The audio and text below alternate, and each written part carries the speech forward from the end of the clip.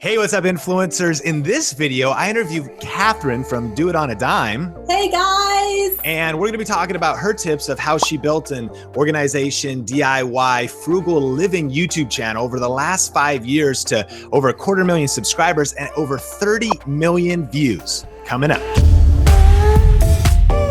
Hey, what's up, influencers? Sean here with Video Influencers, helping you build your influence, income, and impact with online video. And today, I'm super excited to be interviewing Kathryn from Do It on a Dime. Kathryn, how's it going? It's going awesome. How are you doing?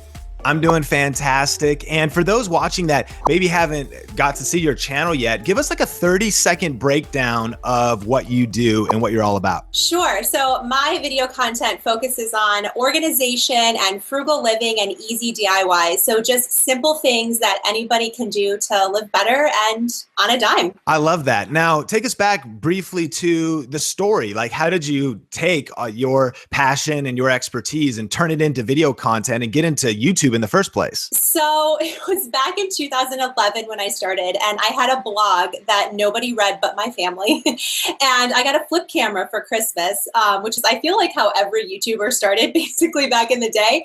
And I just decided to record myself going around my house showing really budget-friendly things that I bought from the dollar store and thrift store. And I uploaded the video. I didn't think anybody was going to watch it. And I came back a few months later to find that it had several thousand views, and there were over 100 people that had subscribed to my channel. And I thought, I can't believe this is happening. And I thought, wow, there's really something here. I should talk to these 100 people that want to see more content. And it just kind of evolved from there. Wow. And so you got that flip cam and you got started. And now over the years, your channel has just exploded, and 250,000 subscribers from back then, 100 views, like you mentioned. What has kind of been the progression and maybe kind of the growth curve and some of the things you've noticed about your YouTube channel over the years? So I really think, honestly, the defining moments in my channel have always been times where I've collaborated or somehow gotten together with another YouTuber.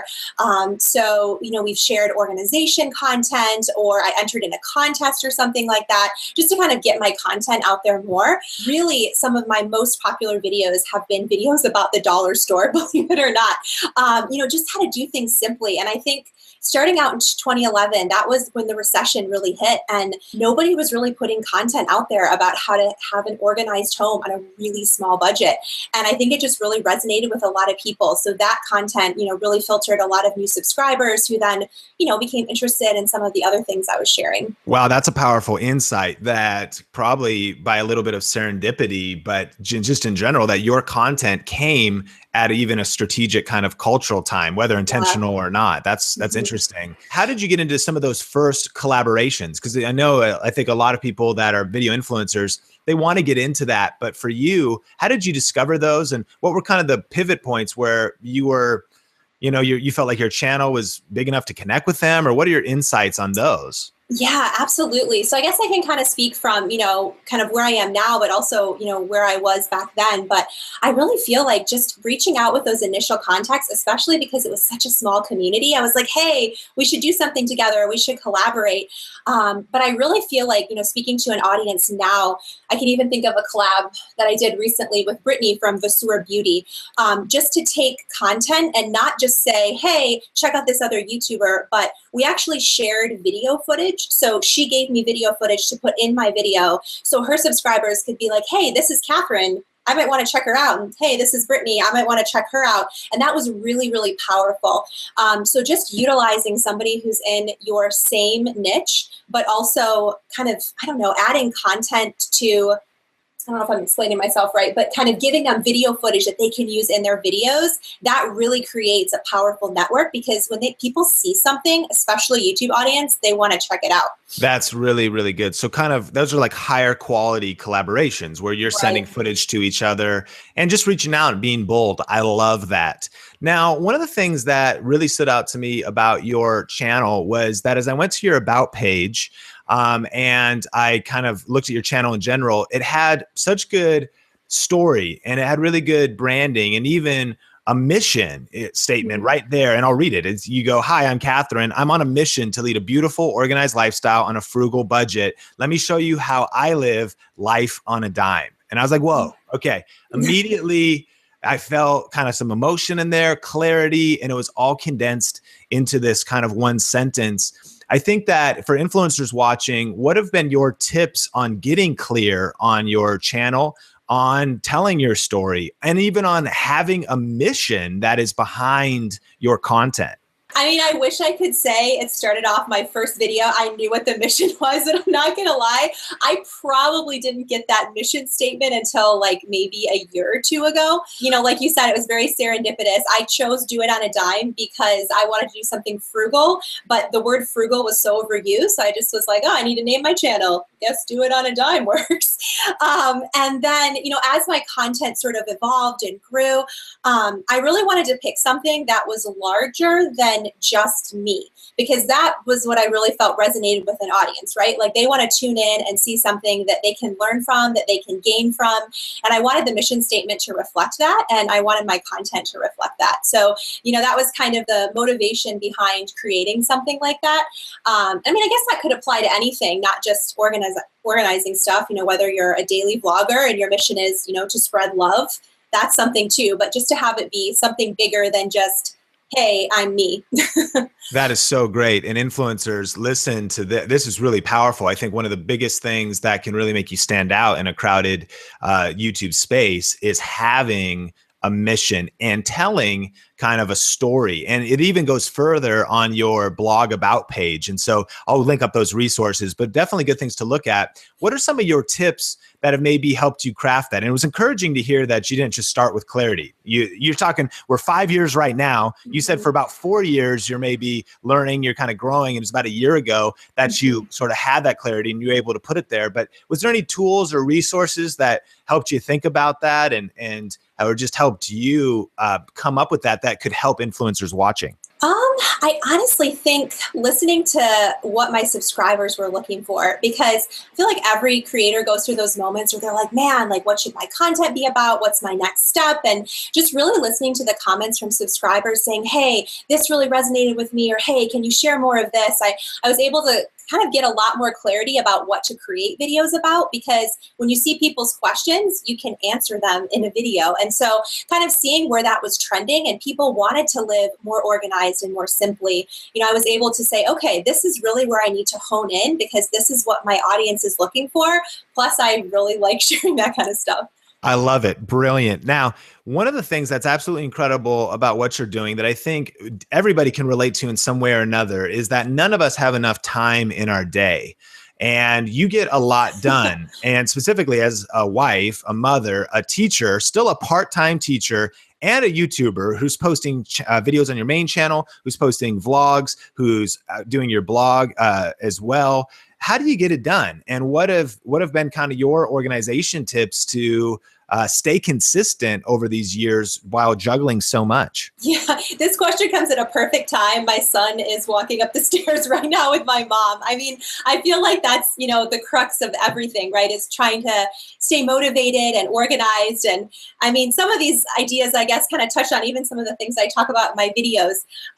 But I would say the first thing that's really helped me, it's sitting right here, is having a planner and just planning out everything. And I actually don't have a consistent upload schedule. I know a lot of YouTubers come out with videos every Tuesday and Thursday, and that's just never worked for me just because I'm wearing so many hats and I would be so overwhelmed. So I've just made a goal for myself that I want to have weekly content for my viewers, and it works out to be about once every 4 to 5 days, I'll post a video. And so that really keeps me motivated in and of itself because it can work with my schedule. I also find it really helpful because there's so much back-end stuff with YouTube. It's social media, the tags and the descriptions, and just having a list of everything that has to be accomplished per video. I have just a master list I look at, from the idea to the creation of the video, the filming, the editing, you know, the titles, the tags, and I can just go through each thing and check it off as I'm able. That just really helps me kind of stay focused and able to get done what I need to get done. And I've been teaching actually for 10 years. I'm going on my 10th year teaching, and probably one of the very best things I ever heard from a teacher conference actually was that when kids are learning, they can only handle 7 new chunks of information at a time. And if they try to do more than that, they become really overwhelmed. And it was in that moment, I was like, that is so true for adults too. So when I sit down to plan out my day with mom stuff and work stuff and YouTube, I just think about what are the 7 biggest priorities that I have to get done. And I just work toward those things. And I find that number is kind of like my balance number of not too many things, but I'm still being productive and moving forward. Those are some incredible tips. And specifically, okay, so you're about every 4 to 5 days on your main channel, but you also have a vlog channel and you also post blogs. What are maybe your content checklist across all of your platforms or your goal of how much to be posting? So my vlog channel is kind of my fun outlet channel. And that sort of stemmed from just subscribers asking to see more and me wanting to share more, because having a family, those are such fun moments to be able to document. So actually on that channel, I don't have any pressure on myself to post anything. It's just when I feel like it would be a fun time to post content, I'll share something. And that keeps the heart of it really pure and just fun and engaging. And that's, it's kind of my fun space, I guess. And then, I sort of have a more dedicated schedule to my organizing channel. And then written blogs, do those stay consistent too? Yes. So typically what I'll do is that's actually the last step. After I've done all of my other steps, I'll post onto my blog. And I like having a blog because with my type of content, it's very great for shareable things in terms of Pinterest and those types of places, which, can further expand your content. But that's the last thing I'll do. And I don't spend a lot of time writing. I mostly post the video and then a short description of the video, any extra information people might want, affiliate links, that sort of thing, all kind of centralized in one spot. Brilliant. Now, what are some of your tips when it comes to getting your videos to stand out, and specifically with your titles, your descriptions, and your tags? Now, it's so interesting because I was, of course, looking at your channel and I was noticing you aren't just organized in your life and in your home, but you're also organized even there. And there's real intentionality there. Have you developed that over time to really try to come up with good titles? And what are some of your strategies there? Oh, for sure. I feel like there's some videos that I think, man, if I would have titled that differently, that might have had a different response. I think the biggest thing, and I don't know what this is, but I have had really big success with 3-word titles. So anything with 3 words in it. And I know what a lot of YouTubers do now is they have their main title and then the little line, whatever that's called, and then the kind of the subtitle behind it.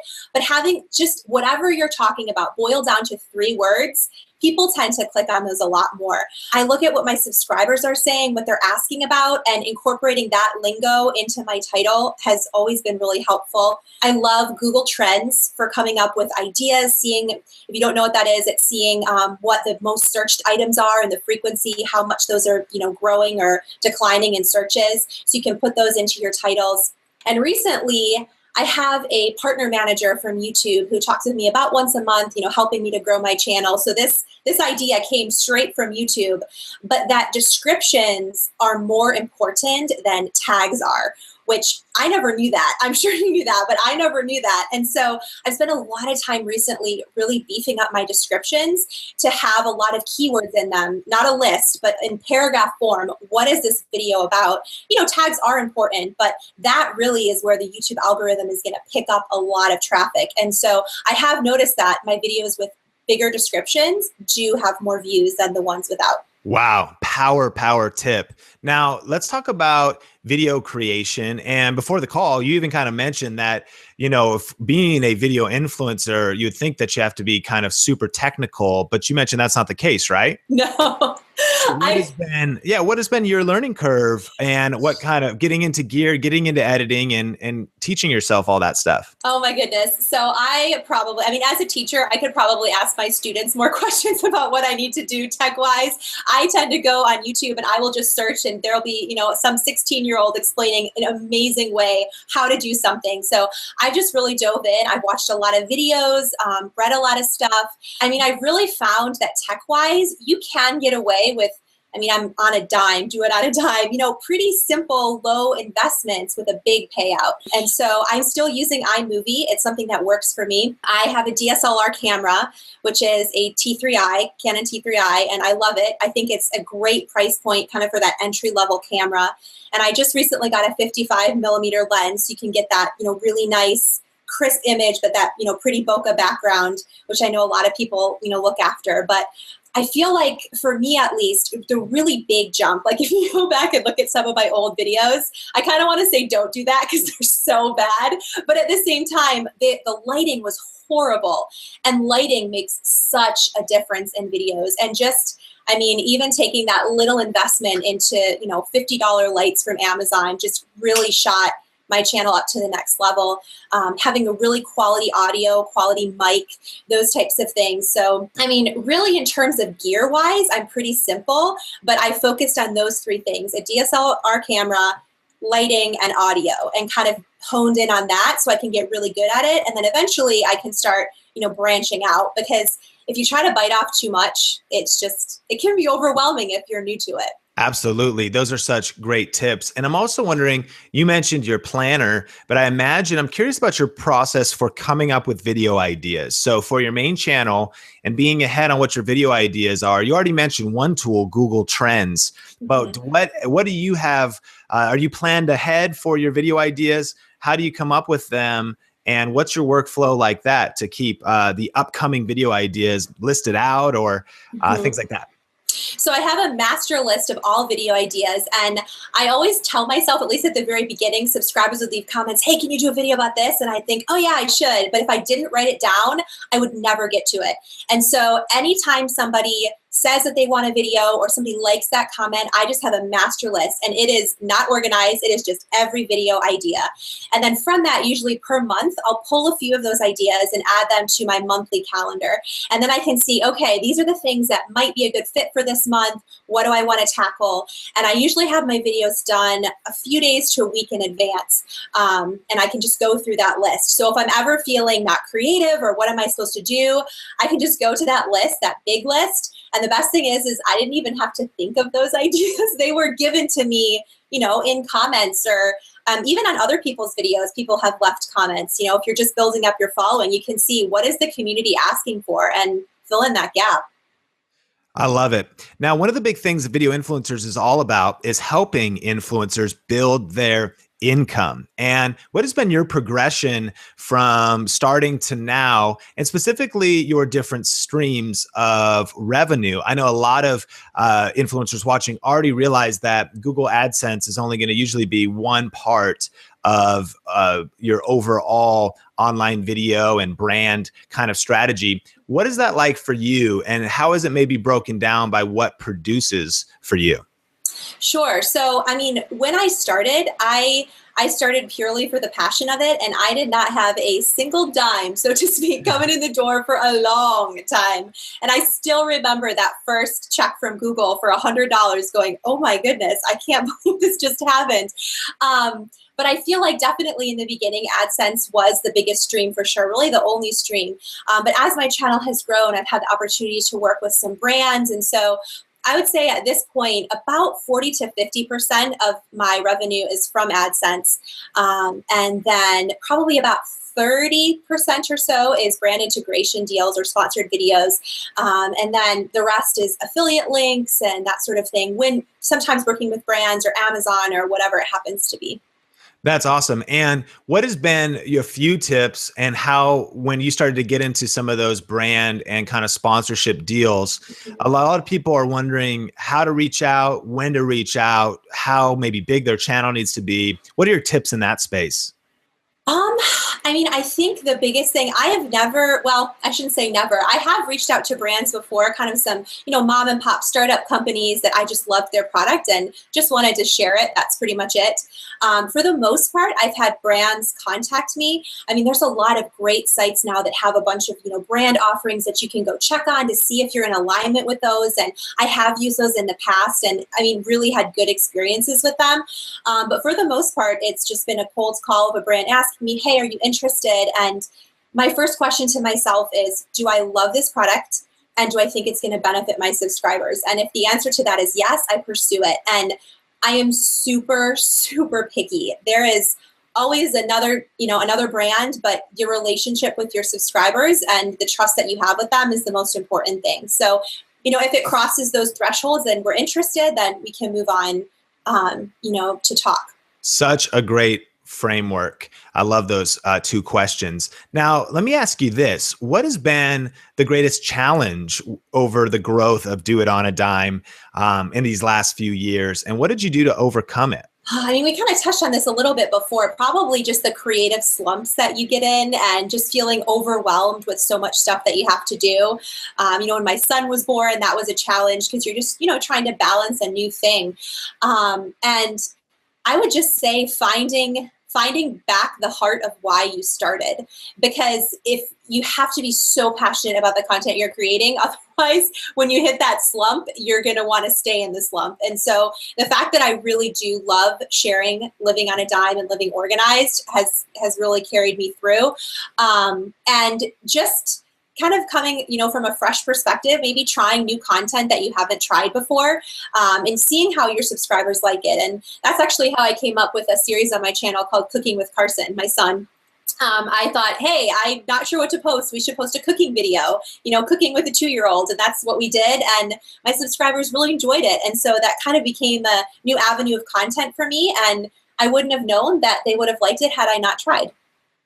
I love it. Such great tips. Now, one of the things I noticed on your FAQ page on your website was you do have some YouTube advice there. And I'm curious, what are maybe some of the biggest tips or actually your biggest observations of the mistakes that either new video influencers are making or maybe ones that they're plateaued, they're stuck and they can't figure out why. When people reach out to you, what is the advice that you give? Sure. I think trusting yourself is a big thing, and just trusting your voice and going for it is probably the biggest thing. In terms of like technical things that I've noticed, even though I'm not very techy, people maybe in a similar niche to me or, doing a lot of these confessional type videos, lighting is a really big thing. Just having really good, well-lit videos, can really, especially because there's such good content out there. There's so many people starting up with amazing content, but maybe it's just hard to see. It's a little dark. It's not as good of quality. So just doing those little tiny things to boost your quality is, I think, really important. And I also think not being afraid to reach out to a YouTuber who maybe has more subscribers than you, because I know for a fact there's been so many YouTubers that I've discovered because they've commented so consistently on my videos. And I'm not talking about, hey, come check out my channel, bye. I'm talking about, hey, I really liked this. Have you thought about this? And then over time you start to recognize faces and it's like, hey, I know that person and I've clicked on their videos. And that sort of thing. And I know, YouTubers that I have admired for so long, What's Up Moms, I love their channel, and I frequently commented on their videos, and I was able, when I was in LA, to actually collab with their channel because I had commented on their videos and they had seen who I was. And so don't be afraid to be in the community and think just because somebody has more subscribers than you or who's been, on YouTube for longer, that you can't develop a relationship with them, because I've gotten to know a lot of people just through the comments and being really intentional about it.